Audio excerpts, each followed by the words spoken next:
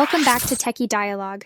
Today we're going to learn how to insert a matrix in Google Docs in a simple and practical way.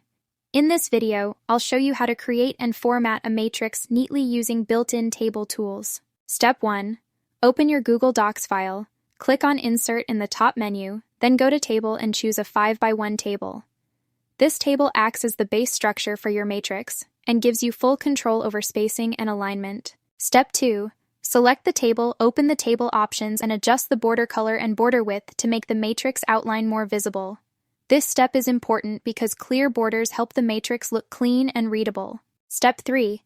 Select the middle cells and adjust the column width by going to column width and setting values like 0.6 or 0.3 as needed. Changing column widths helps shape the matrix correctly and creates proper spacing between elements. Step 4.